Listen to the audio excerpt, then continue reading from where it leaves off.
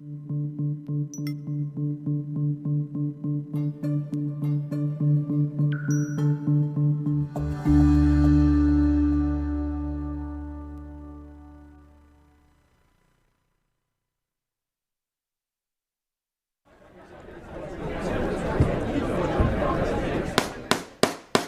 250,000. Now, but to get 275. High, but to get 275. 3. Now 300,000. Now 3 1/4. 325. High, but to get 3 1/4. But to get 325. Now half. Now but to get 300. And hello. Here's another edition of the Mike McGavel Jones Show here in North Dallas. We are conveniently located in the center of the universe at LBJ and the North Dallas Tollway. We have a special guest today, and we're going to talk to them in just a few minutes. I do want to just mention the fact that we just had this horrendous weather event in the last 10 to 14 days, whatever it's been now. And so we had, I think they said, as many as 10 tornadoes in North Texas, and a lot of it is just south of here, just within 5 blocks of here.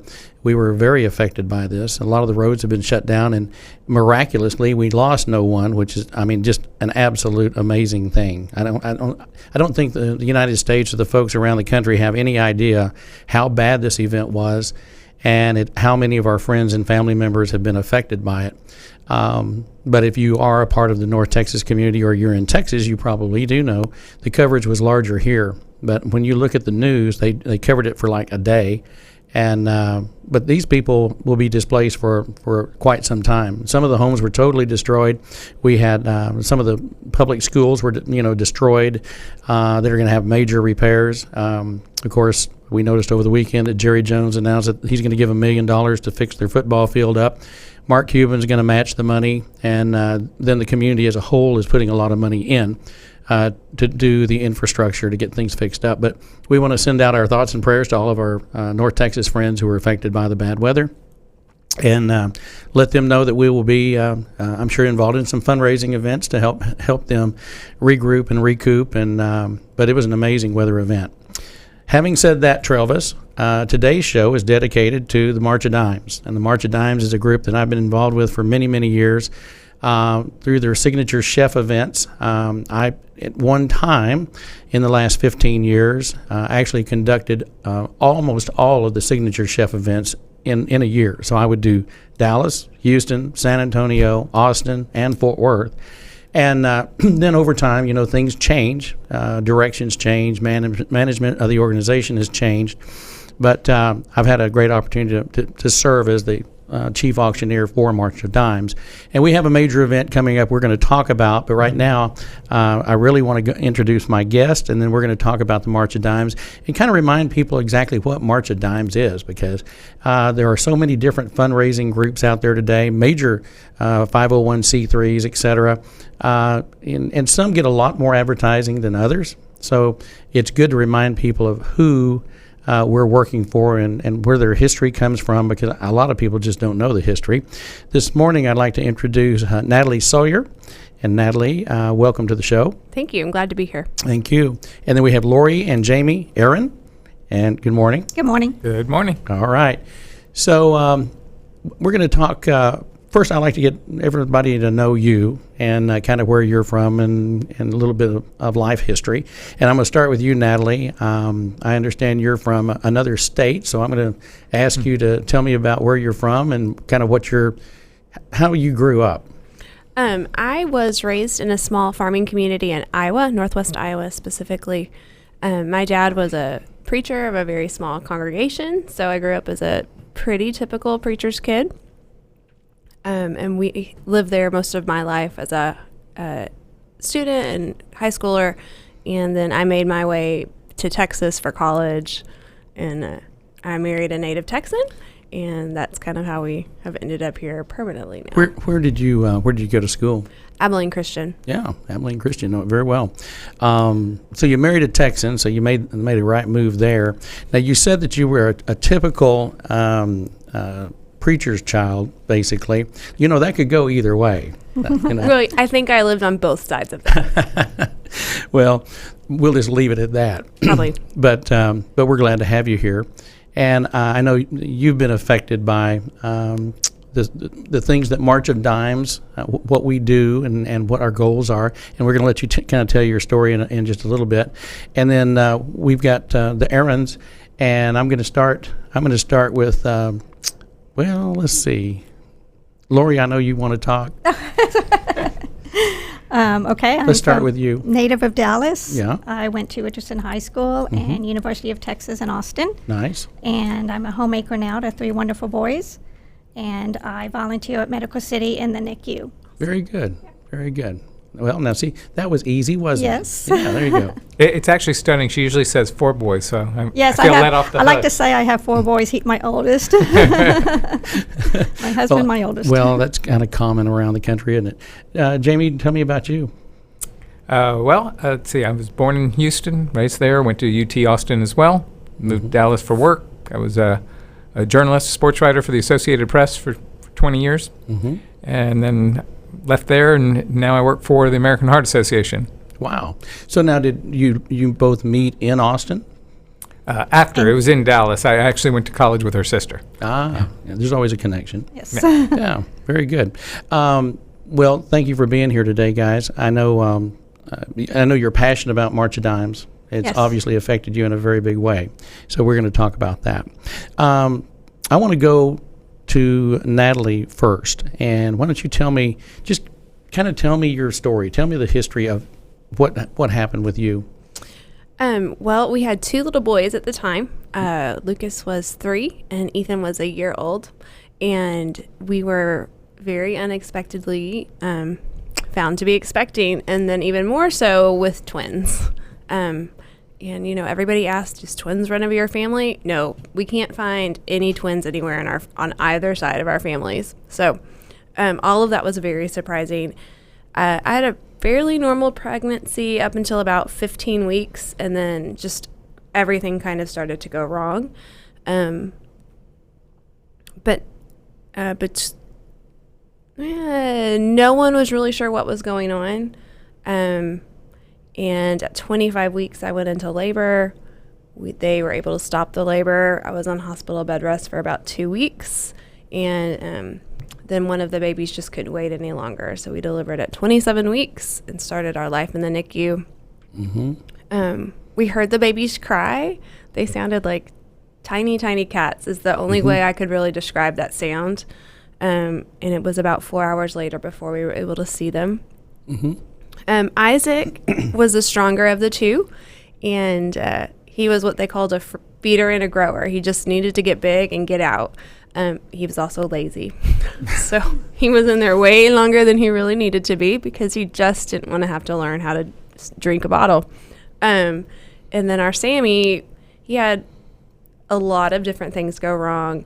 One of the most special things that my husband was able to do for Sam was he's O positive, I believe, and he was able to give directed blood donations to Sammy on 3 different occasions. So that was really special for our family. And after about 100 days, we got to go home, and Isaac has continued to thrive and do amazingly well. Sammy is our kid that crashes. So what may start out as a cold could end him up in the hospital. He's been in sepsis several different times. But they started kindergarten this year, and one of them is already reading. Samuel continues to receive therapy. He has cerebral palsy. It's very, very mild. We're so lucky in that regard.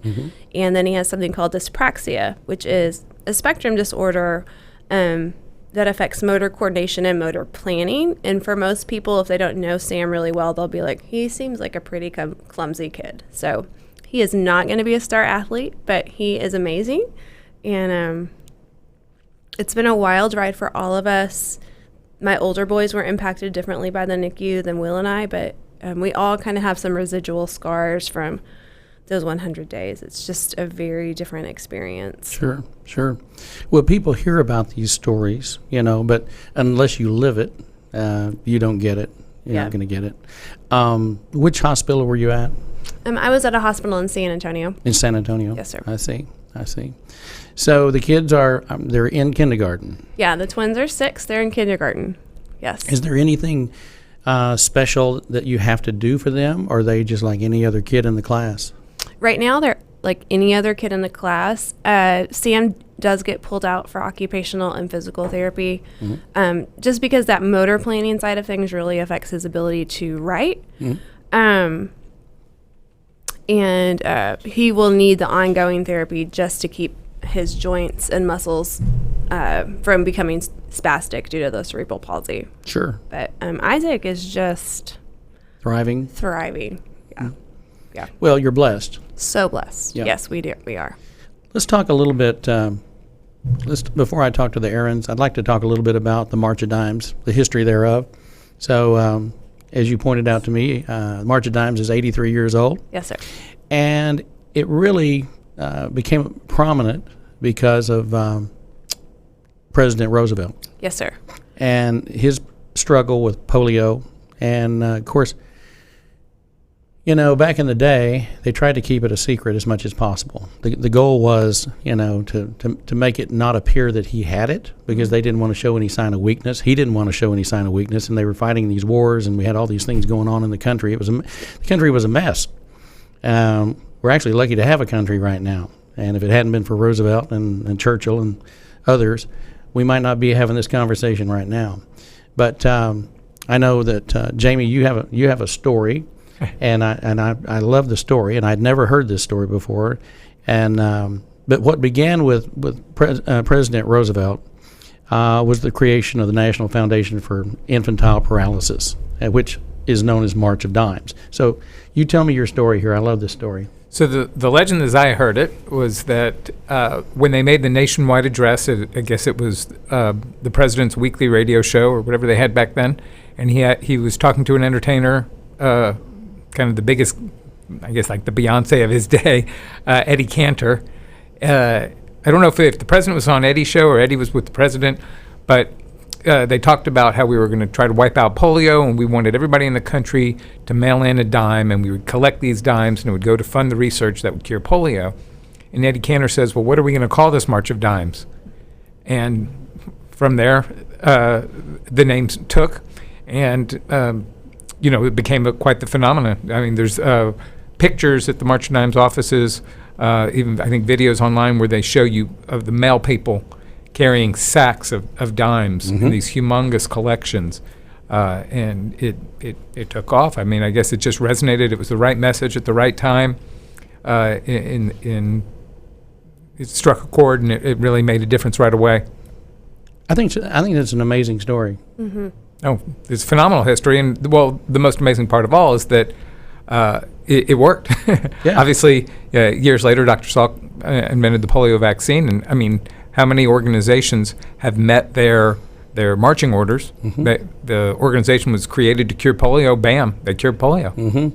We should have put him. We should have put him on some other diseases too at the same time. You know, That's right. They made it look easy. They did. I remember as a child in the 60s being vaccinated for polio. You know, they were still vaccinating even at that point. And, of course, vaccinations were scary. You know, if you're a 5 or 6 year old kid or 4, I can't even remember I think I was probably 3 or 4. And I can remember in Gainesville, Texas, right up the highway, there used to be a large wooden structure. It was the Civic Center is what they called it, but it was really just an old building from an Army base that they had moved into town and made that a kind of a place to come to. And I still recall the kids lined up down the street. All the kids in the whole town were lined up getting their vaccinations. And you had all these nurses, and you can kind of picture what nurses looked like back there, back at that time in the early 60s with those interesting hats. And yeah, I don't really know what to call those hats, but I just remember that was one of those pivotal moments in my memory as a child of getting the polio vaccine. And my stepfather had actually had a bout of polio, so but he was cured and was able to function perfectly fine. But people don't even talk about polio anymore because it's non-existent. We don't have to deal with that anymore. Let's talk about your situation and kind of what happened in your lives, and you can take the lead, or she can, either one of you. Lori, if you want to, you can talk about it. I'll start and you can jump in. How's that? That'll work. Okay, so I think we're creating history here. Yeah. Our oldest, at 23 weeks, when I was pregnant with him, at 23 weeks, I was put on bed rest. Okay, let's back up. Okay. So, you guys get married, and you decide to have children, or it just happened? Did you We plan? decided, yeah. Okay. So, about what time? What year would this be? What year would this have been?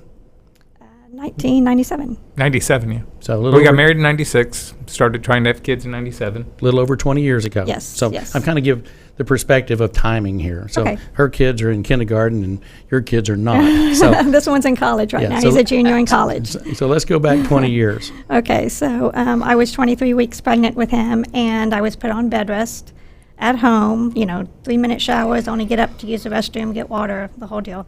And I was on medication, and 1 month before he was born, I was taken off the medication. It was safe. 1 month before the due date. Before the due date, I'm sorry. They told me I can stop the medication, and the next day he was born. So he was 1 month early, which we didn't really think of anything about that. Well, they were prepared for the early labor, so they had given her these steroid shots to speed up the development of Lungs. his lungs. In case he arrived early, he would be better equipped to survive in the real world. And then 3 years later, I was pregnant with twins. Oh my. Yes. They, And the hits just keep on coming. twins, yes, with Natalie. Wow. So at 17 weeks, I was getting contractions, so I was put on bed rest. Wow. And at No, twins generally come early, so they were already on high alert for that. And knowing that she'd had the issues with premature labor the first time around, that she was on even so everybody was on high alert for all these various reasons already. And so then at the first sign of symptoms, bed rest was an bed rest obvious was- choice. Yes. And at 23 weeks, my water broke with one of the boys. Jamie was at a Mavericks game, a playoff, working. It was a terrible storm. I had to, he couldn't hear, I would call him and he couldn't hear his phone ringing because the Maverick game, playoff, is so loud. And It was a playoff game. Yes. Even better. Yes. So I had to contact his office, who messaged him on the computer that he needed to call home. I called my sister, and she ran me to the medical city here in Dallas. And they hooked me up to all the medications. I was laying with my feet a little bit higher, inclined backwards, higher than my head. And Yeah, so the two things, the way they slowed the labor was gravity and a medicine to slow her labor. So just to understand the details, when she says the water broke, so the water broke on baby A, and the baby B had a separate water bag.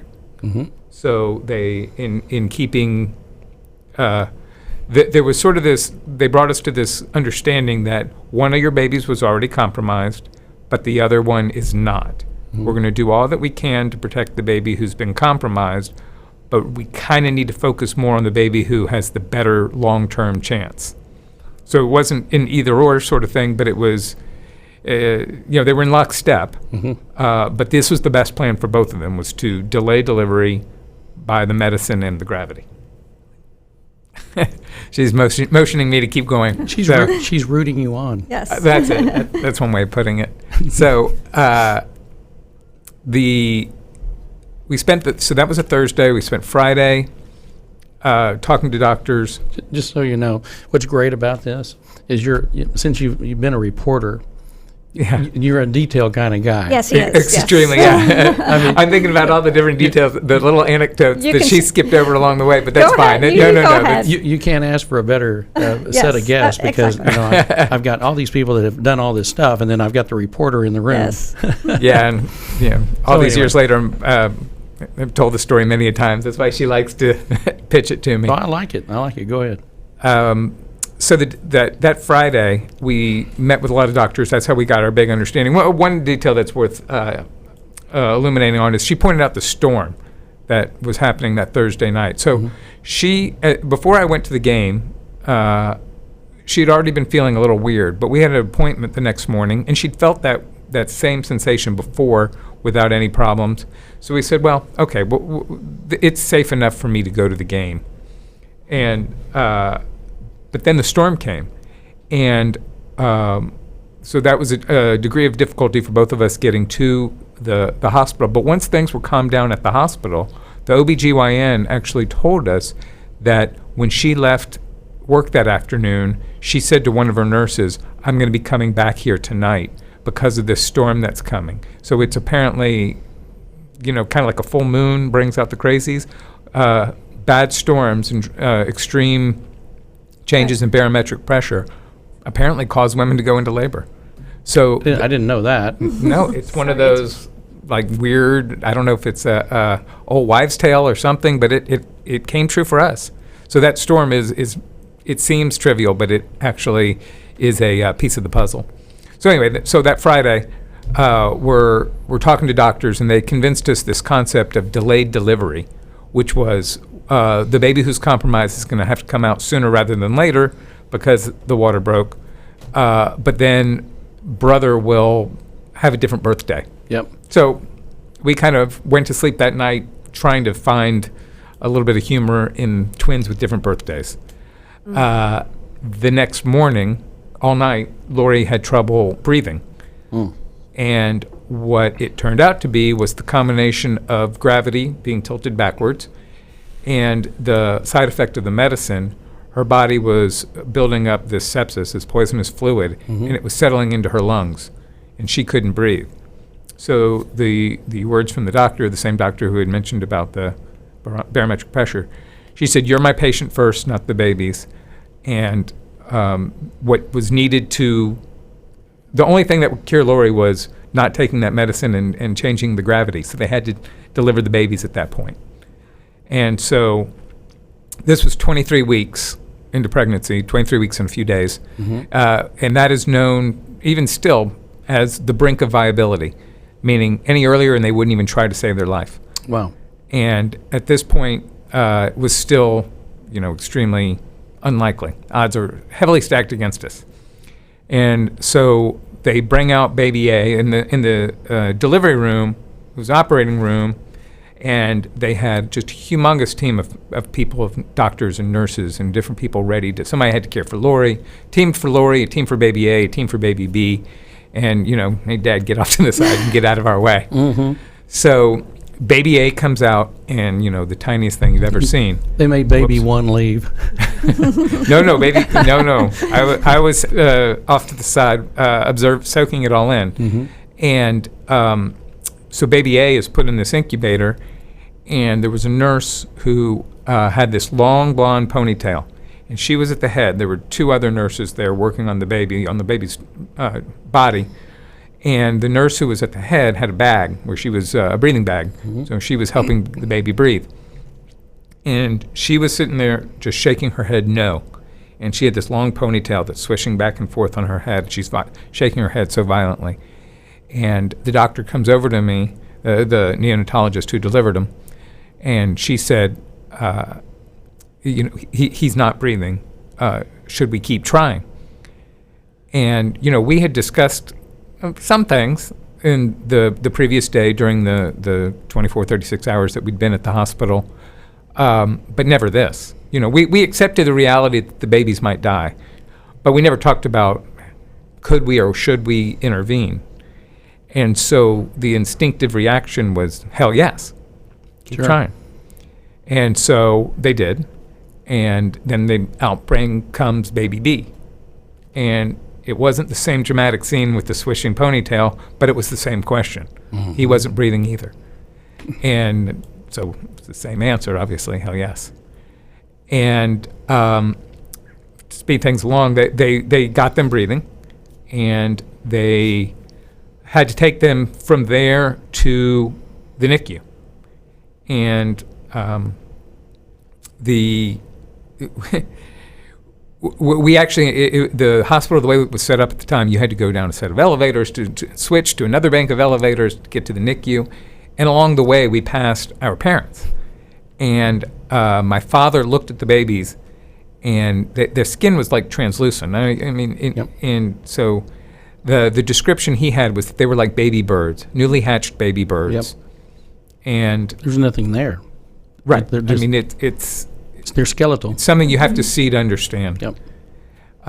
And so then they're brought to the NICU, and they start doing all the life-saving stuff and trying to, again, more teams of people and machines and hooking them up. Meanwhile, Lori's in the operating room, and they're trying to take care of her and get her into intensive care. And so, I mean, the story isn't about me; it's about her and the kids. But there was this conflict of wherever I was needed more in the other place, or at least there was the guilt of where to be. It's your family story. Yeah, and it's developing in 2 or 3 different places at once. And was this at Medical City? Yes. Yes, just down the street from here. Yeah. Uh, That's my hospital. well, you're in. Great one. I'm on a different elevator all the time, and if you can just figure out how to get around Medical City, that's a miracle. I was there last week. I'm going like, I actually got on the telephone to get directions. From within the building. Yeah, I was getting ready to put Waze on. So keep going on Yeah, your story. no problem. So, they sat us down me down and said, if your babies live, they're going to have problems with their eyes, their ears, their hearts, their lungs, their brains, and they mentioned a lot of other problems. And I always lumped them into this group of things you have telephones for. Mm-hmm. That this was just everything that could go wrong was supposed to go wrong, and the immediate concern was the lungs, and then brain bleeds. These things were such foreign concepts to us. One other thing about our first child was I mentioned the steroid shot. So because of that, he did not have to go to the NICU. They actually told us back then when he was born, they said, we want you to come see the NICU in case so you'll be braced for this if he has to go in there. And I said, if there's a chance he's not going to go in there, I don't want to see it. I'll see it if I need to see it. And so he was strong enough. He was only 4 pounds 10 ounces, but thanks to the steroid shot, his lungs had developed enough that he didn't have to go to the NICU. So it's the same thing. The day before, that same day that we were doing the decision about the delayed delivery, they said, you want to go see the NICU? And I said, well, this time there's a chance I might not see it for the wrong reasons. I said, I still don't want to see it. Yeah. And it was just being practical, not being emotional. But so here I am in there, and they were telling me all these bad things that could or should happen to our babies. So let me switch gears a bit on the story. So the next day, Lori was in intensive care, and Lori was in intensive care after the delivery of the first child because there were some complications in that surgery. And when she had been in that intensive ICU at a different hospital, I remember asking the nurses there, I said, well, because they all got giddy when they brought up the baby. I said, well, don't you have babies brought up here all the time? And they said, oh no, we only have 2 or 3 maternity patients a year. So that was kind of jarring. And so here we are again in the same situation, again, maternity patient in the ICU. And so now this day, though, this was a Sunday. This was Mother's Day. Wow. And Wow. the nurses Lori still hadn't seen her I children. still hadn't seen them because I was going in and out during the delivery. Sure. Right. In fact, one of I'll get to that in a second. So the nurses in the NICU were this was 2002, so there was no digital cameras, or they weren't common yet. They existed, they just weren't common. And they took Polaroid pictures of baby A and baby B, and I'm sorry, I keep hitting the mic. They were still called baby A and baby B because we hadn't even come around to names yet. Yep. And so they took the Polaroid pictures, and then they took their little feet and took feet prints and put them on just a little piece of paper and wrote Happy Mother's Day. And, wrote on the Polaroid the little strip on the bottom, baby A, baby B. I'm going to jump forward to the future once we started working with the March of Dimes. Sure. We realized that those feet print were so small that they fit on a business card. So that's These are the actual feet prints from that day, from Mother's Day, amazing. Their second day of life. a pretty awesome card. It is. You can keep that. Thank you. And so Lori at one point wakes up from her comatose state, and she's explained that it was Mother's Day, and she starts feeling guilty because she didn't have a gift for her mom or my mom. When they were there, I didn't even say happy Mother's Day. I'm sitting there going, lady. Yeah, relax." exactly. Anyway, so a few days later, we came up with the names. We had our rabbi came to the hospital, and she made the point to us that the caregivers needed names. As much as the babies needed them, it was more important for the caregivers to bond with these children. Sure. So we decided that we wanted a theme of biblical warriors who overcame long odds. And that's how we came up with Jacob, Benjamin, and Joshua, Caleb. Oh, that's Awesome. amazing. So Jake and Beautiful. Josh, which we later learned many years later that's actually the most common combination of boys, twins names for that era was Jake and Really? Josh. So there we were, joining a trend for the most unusual of reasons. So that was very important for the caregivers to start bonding with them as Jake Sure. and Josh, not this sterile baby A, baby B. And when their brain their brain tests came back and showed minimal to no brain damage, that was a humongous hurdle because now the caregivers kind of started to believe that maybe these kids were going to beat these long odds. Right. And there's so many so many things, that twists and turns along the way. But the first major milestone was not a good one. So they were born on a Saturday. The following Friday, 2 days later, Josh had baby B, who was the one whose womb was intact. He had a hole in his heart that had not. It's a common birth defect, is that a hole in your heart. You're born with a hole in your heart and it doesn't close, but his was causing a problem. So they looked at Jake and his was starting to close, and they said, we're going to give him medicine to speed it up, but the medicine won't work. He needs surgery. So it's an extremely routine procedure, but we've got a baby that's 1 pound, 2 ounces, 17 weeks premature. Yep. And so all the normal ways of doing this common procedure were thrown out the window. They had to do it in the NICU, not the operating room, in his incubator. Surgery went well, went great, no problems.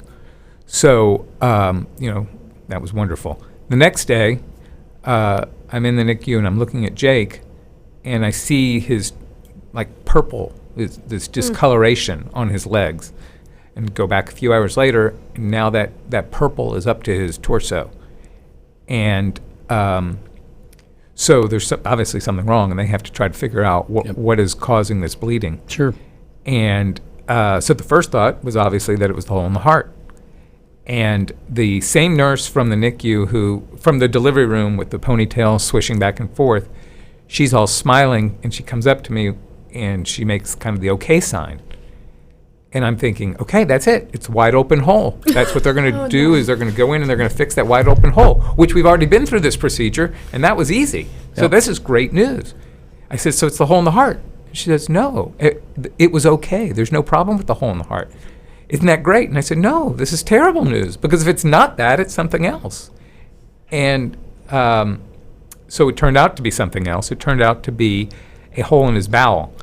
And if you recall that I mentioned the medicine he was given to speed up the closing of the hole, well, the side effect of that is a hole in the bowel.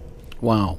And so the doctor, the lead neonatologist, says the common way of doing this procedure is they open them up and they pull out the bowel and the small intestine, which is essentially, think of it like a garden hose. Sure.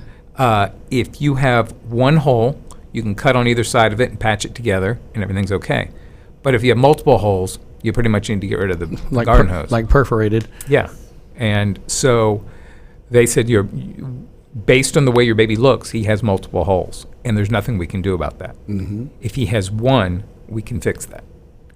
So again, high degree of difficulty, small child, extremely premature, all these other potential issues. And they told us that the procedure would take 30 minutes if it was there was nothing that could be done to save him. And what was it, an hour and a half or 2 hours? An hour. A full hour? And a half, yes. No, an hour and a half. It was Hour long. and a half, and a half. I think it was a little long. There was more of a gap between them. Well, so whatever was the spread, we made it past the bad news time, but it was way too early for the good news time. But they did tell us beforehand to go to say our goodbyes Oh. because they weren't sure about Thank you. if he would make it or not. Yep. So when they had, we called the rabbi came in, parents, family came in. This was the first time we were actually able to touch him. First time you get to touch, To Either- touch either of them. Either and, of them. and you have a possibility that you may be Yes. saying goodbye. Yes. Probability. We were told we're High- letting high you touch. probability. High We are probability. Take pictures, bring in all your do what- family. Yeah. And take as many pictures as you can. And one of the nurses told Jamie to get your wedding ring and put it on the baby and take a picture. For a So perspective shot. yes, so Jamie put it on his arm, and it went all the way up to his shoulder. Sure. So you can't fit a nickel through his ring. We got small hands. You can fit a dime, but you can't fit a nickel through his ring. So that's how small it. Oh, that and his I have arm seen that was. before. I've seen that Yeah. before. It's amazing. Yeah, thank you for bringing that up. That was one of our more dramatic moments. Sure.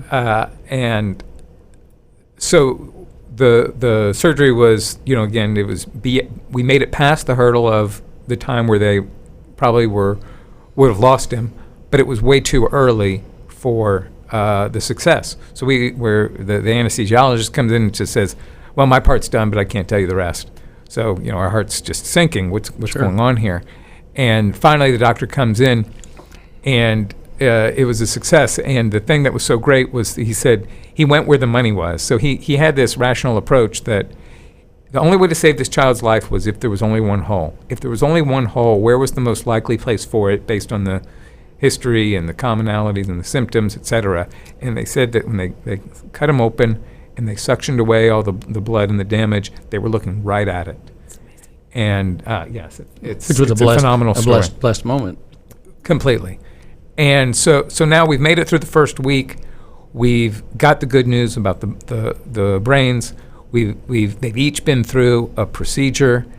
And so now I'm starting to get emotional earlier in the story than I usually do, but this was sort of where everybody bought in. And I feel like the community caregivers kind of realized that, This is these kids, going to work.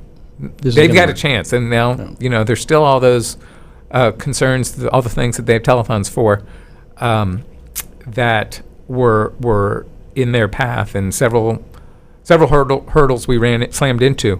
But these guys had a chance. And just to speed things along, I'll tell you that we spend a lot of time in the NICU, and as Natalie probably knows as well, you see a lot of scary things in there, not just your own children. And it's a little bit more private now. Lori volunteers in the NICU, so she sees she can speak more than I can to the difference of what it's like now to what it was in 2002. But the setup there was very public.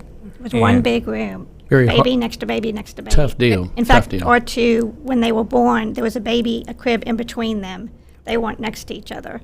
We didn't have the room at the time. It was still like that in the hospital that we were delivered. Everybody's in the same room, and Yeah, so you Yeah. can't You help but see see and hear. everything. You're basically in a ward. That's Yes. the way. Absolutely. Yes. That's the Yeah. way. Yes. That's the way. It always was. 40 years ago, 50 years ago, everybody was just in a room. It's kind of like what you see when you see when you're watching Forrest Gump, Yeah. and Yeah, he's lined absolutely. up with all That the other. is completely That's what it exactly right, was. Yeah. And we were, so Natalie mentioned the feeder growers. That was like the good part of the NICU that was close to the front door, and we were in the very back. We were the very last two incubators in the room, so you had to walk by everybody else. And there were lots of sad stories, and the more time you spend there. So as we got back to semi-normal life or new normal under those circumstances, Lori would be there during the day while our oldest was at school and I was at work. And then after he would go to bed, I would be there at night. So I had a good relationship with the night nurses. And somewhere along the way, we cracked the code, so to speak, is that there would be this plastic flower on the front door of the NICU.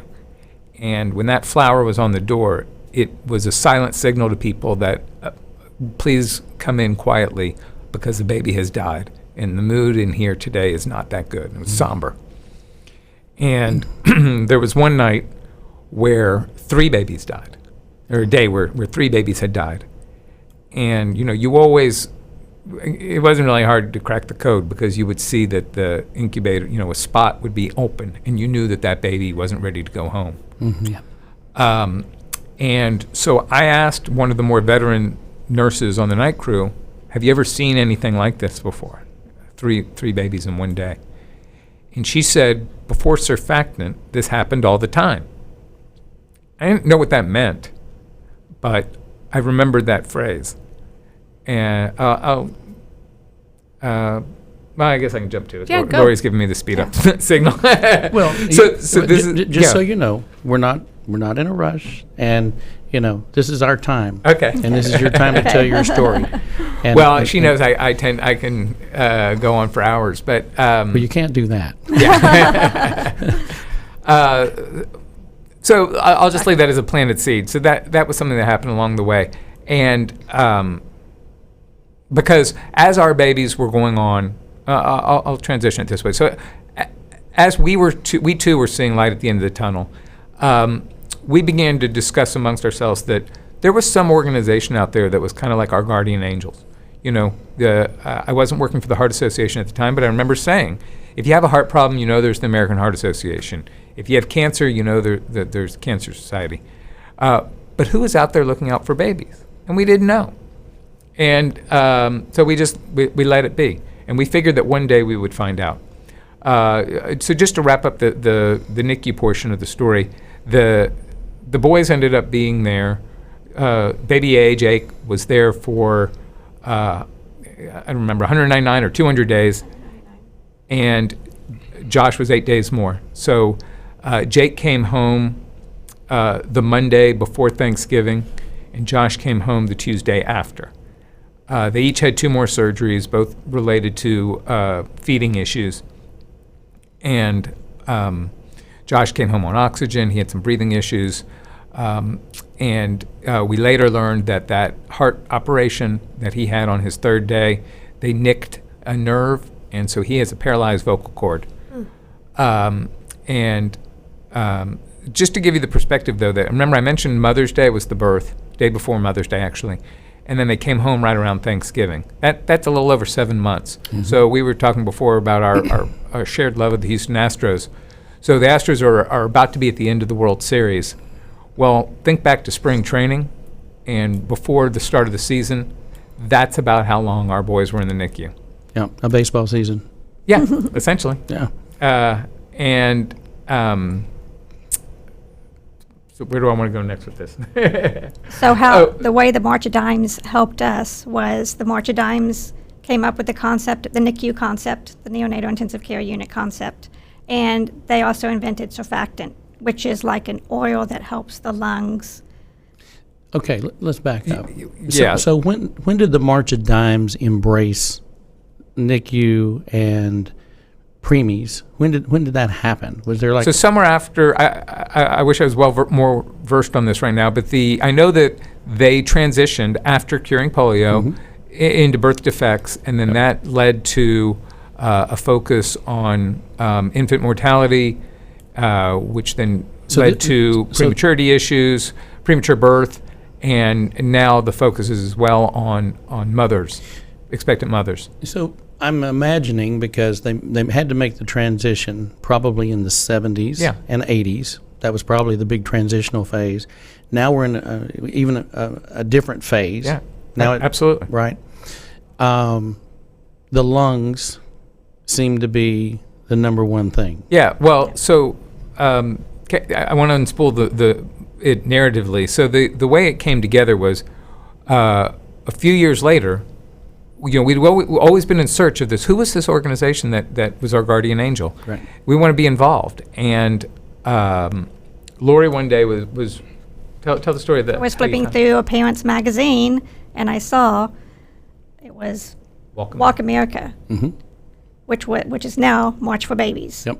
So that's how I found out about to help prematurity.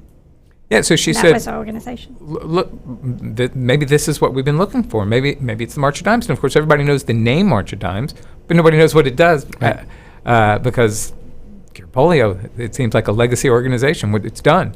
But so we were intrigued, and we had this email distribution list. This was before really people would use Caring Bridge or Facebook or whatever to communicate with people. We just had an email list. And so we tapped into our email list, and we said, hey, we are going to do this walk, and it's money to help premature kids. And one thing led to another. We ended up, we got invited to this event for the top 10 fundraising family teams. And they get down to the end of honoring all the people, and we figure, oh, well, I guess maybe it was a mistake that we were invited because they haven't named us yet. And it turned out that we were number one. So then the next day they brought us into the office and said, hey, y'all want to get involved with us? And I said, well, wait a minute. We want to know, what exactly did the March of Dimes do to help our kids? And yes, as Lori said, that's when we learned about the NICU concept. Started with the March of Dimes. Mm-hmm. And most of all, here's the big reveal of the other thing, is the surfactant. So surfactant is a chemical that the body naturally produces that keeps your lungs, it's like she said, the grease, it's like an oil that keeps your lungs from sticking every time they close. Yeah. And if you're born premature, your body hasn't created that yet. They don't have the ability to inflate. So what happens is when it deflates, it sticks. Yeah. And so the steroids shot that our first son got, our oldest got, it sped up the development of his lungs, and so his body created surfactant. Mm-hmm. Our kids didn't make it long enough. I believe it's 27, 28 weeks. It's later in the gestational cycle than our guys made it. Right. But they got artificial surfactant, which was developed by research funded by the March of Dimes. Sweet. And so as soon as I heard that in the March of Dimes offices, I immediately recalled my conversation with the veteran nurse who said before surfactant, it happened all the time. Yeah. And so it was like, okay, that's it. We're bought in. Yeah. We're done. Makes total sense. So the line that I often say is, we owe the March of Dimes a debt of gratitude that we can never repay, but we're going to keep trying. Yep. That's great. That's great. So tell me about kids now. Tell us where we are. You brag. I'll shut up for a while. You're headed down that road. They're 17 years old. They just took the ACT this past weekend, so they're doing good. Good. They're they play basketball and baseball for their high school team. Sweet. Where do they play? Where do they go? Left out. Oh, Lake Hill. Lake Hill. Good. So they are athletic. They're doing great. Other than like I mentioned, the paralyzed vocal cord. Yeah. So his voice is a little lower and kind of gravelly. Kind of like mine right now. That you wouldn't notice especially they have the railroad track scars on their bellies and stuff. But other than that, you wouldn't know a thing. Sure. Well, I've seen enough films, and I've been involved with the organization. I've heard a lot. And I've given testimony about March of Dimes at the fundraising events. We always have presentations, and so you guys are extremely blessed. And thank you for that story. That's awesome. That's because what this show is about is unveiling things that people don't know about. Okay, this show will be around presumably forever, as long as there is a forever here on Earth.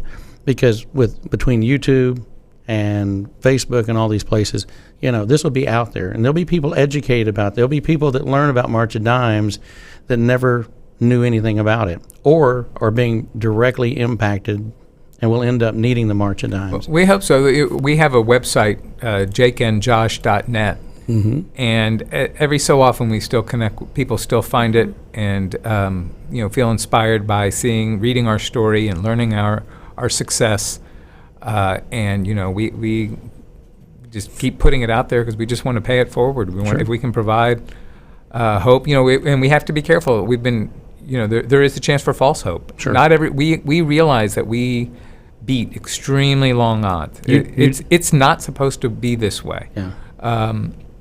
Neither boy should have survived, and if they did, they both should have had a lot wrong with them. Right.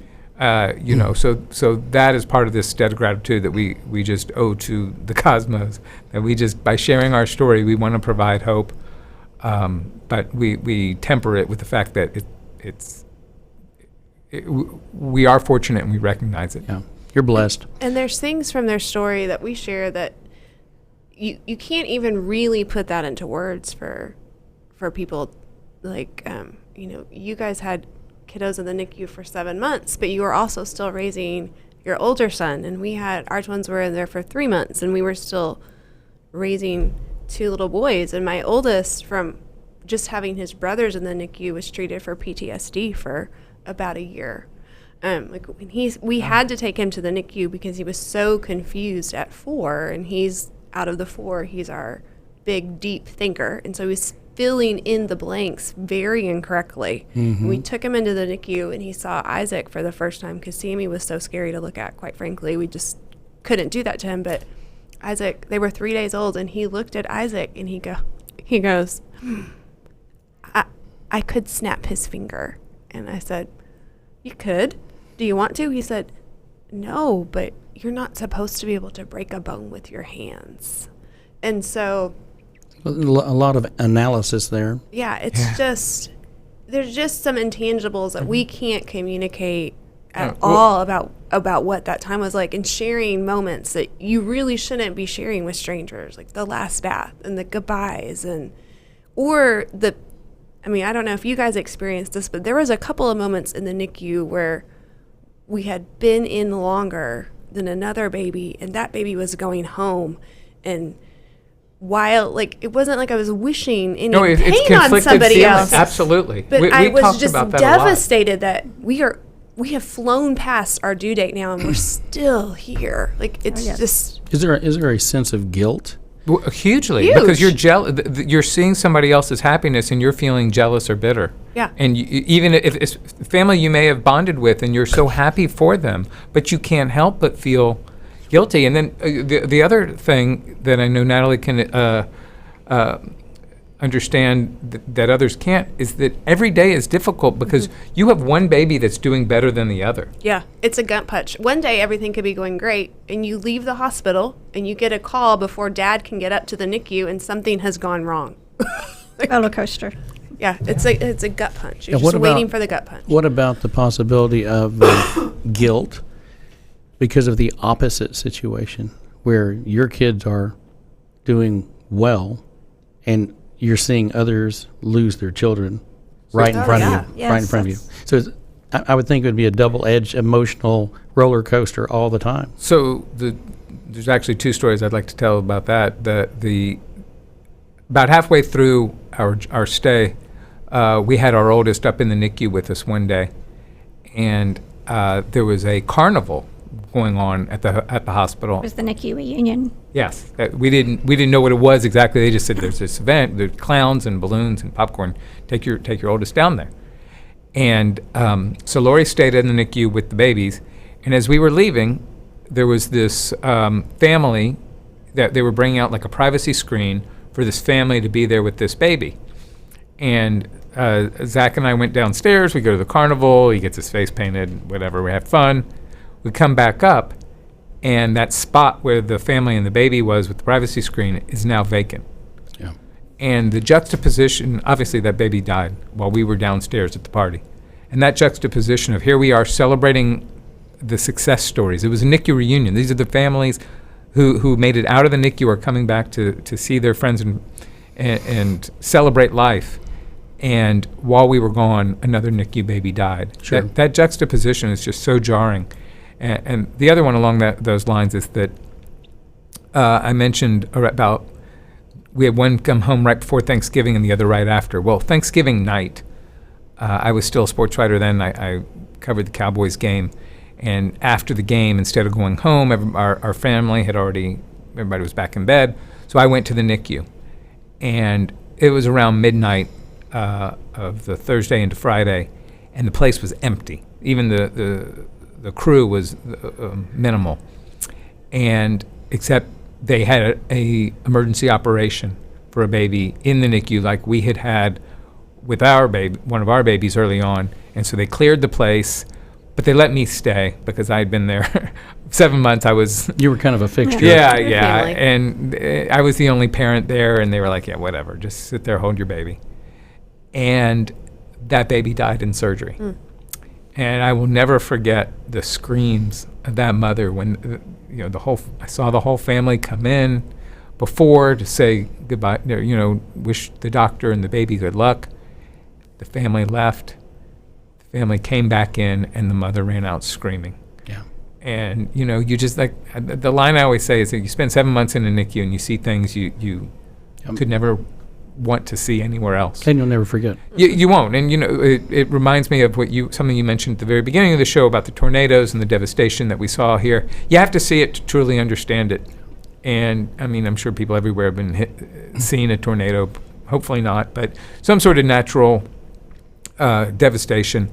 And it takes seeing as believing, and I think all of us can attest to the same as to what it's like being in a NICU. Well, I'm extremely happy for you, and I like to hear success stories. We hear a lot of bad stuff, but it's always good to be reminded of the good stuff. And so, Natalie, I know that you have your own situation. Your children are younger. And you've still got a long time to deal with all this stuff. Their kids are getting grown, and that's awesome. And thank God for the March of Dimes, right? Yes. Without a doubt. So before we wrap it up, I want to talk about an evening that's coming up, and it's going to be on Thursday, November the 7th, and it's at 6500.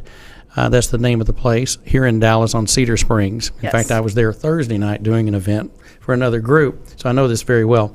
So if you're at Love Field and you're driving out of Love Field, you literally just drive across the street and there's a service station on the corner, and we're right behind there. And it's right next to the Tesla dealership. Nice. And very nice.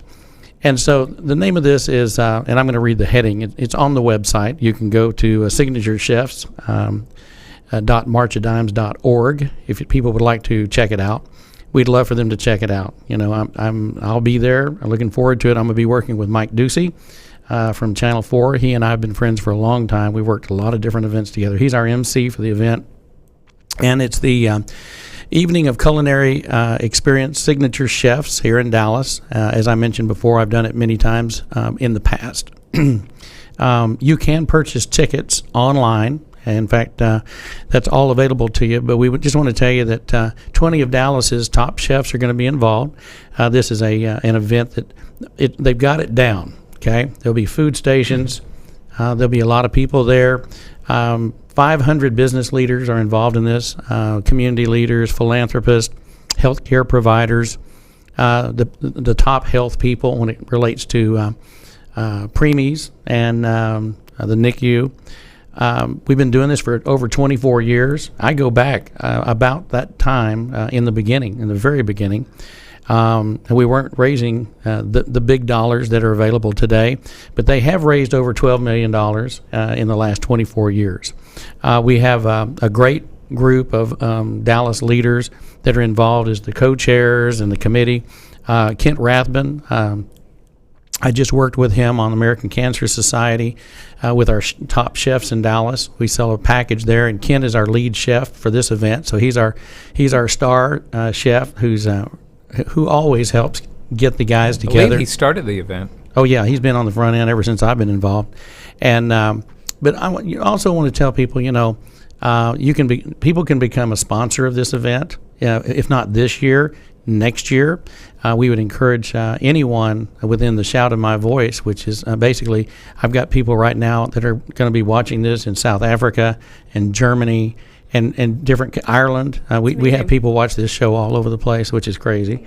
But we're very excited to support March of Dimes. When I mentioned this to Ann and the folks in the office, because Ann and I had worked together on some other fundraising events, we will always be available to promote and get people to show up. And I know that you want people to show up, bring their dollars. We've got some great auction packages. We don't have a whole lot. We're very selective about the packages we're going to do, but the chefs are very supportive and they're very involved in this, and we appreciate their support as well.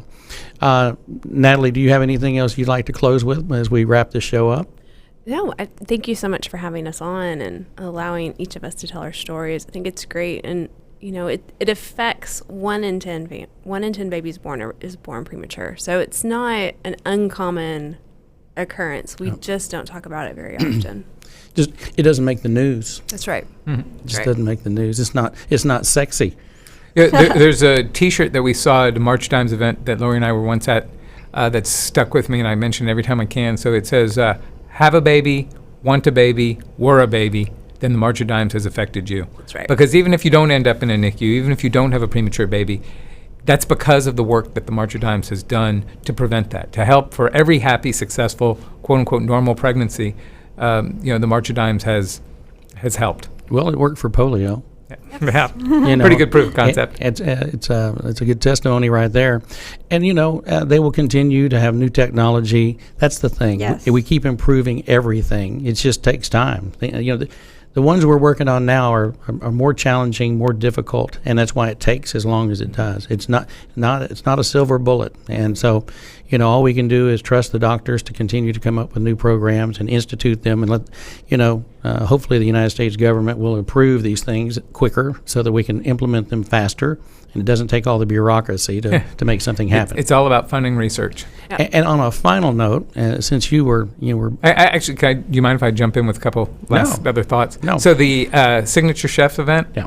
last year we were the ambassador family, and so we got to get up there and tell our stories and show off our little footprint business cards, and then we got to introduce the boys. They were there, of course, and they got a standing ovation from the crowd. That's awesome. And that was a very significant, emotional, cool deal for us. that was a life moment. It really was. It was because for so long we've talked about them, but to get to show them off in that context, and it was kind of the look. This is what your dollars go to. You can have happy endings like this. And if you go to the event this year, they're going to be among. I don't remember what they're going to be volunteering. Four of us will be there. What are they? I don't know. Greeters at the door or something. So. Hopefully, if you're watching this, if you're listening, and you come to the event, look for us. You know what Lori and I now look like, and we'd be honored to introduce you to Jake and Josh. That's awesome. And then there's another event also worth promoting that's coming up called Breakfast with a Champion. Okay. And this is the 25th annual event of that. Tim Brown, the former Notre Dame football star, friend of will be mine. at that. Yep. And he's the guest of honor, and he's also been affected by the mission. He had a premature child as well. So more details about that are available on the website. Yeah, It's a great event. Tim Brown, Heisman winner and National Football League Hall of Fame member, and also a proud graduate of Woodrow Wilson High School here in Dallas. So he's kind of our local guy that he's done it all, been there, and super supportive. He has a great base.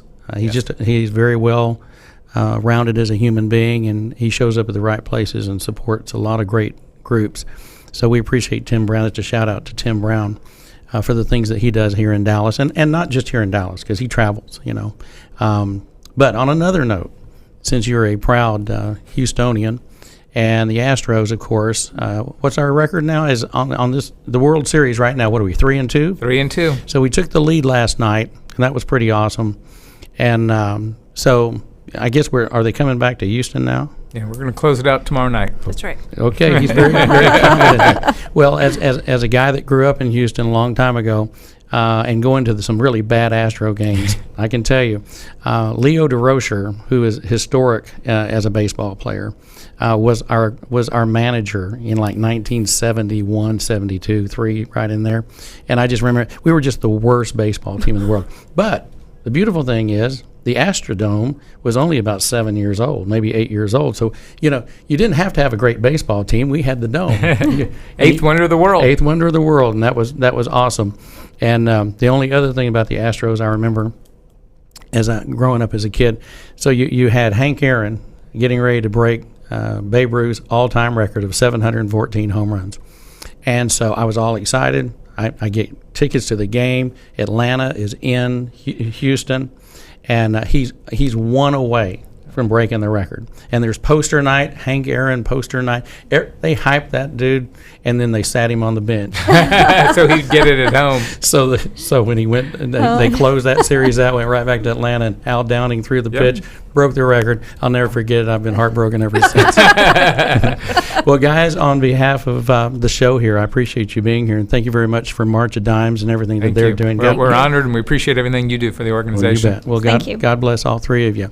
So on behalf of everyone here in Dallas, at North Dallas, here at LBJ and the North Dallas Tollway, my producer Trelvis, and everybody that's a part of this one, and the Mike McGavel Jones Show, we'll see you next time when we do it all over again. And from Dallas, we bid you adieu.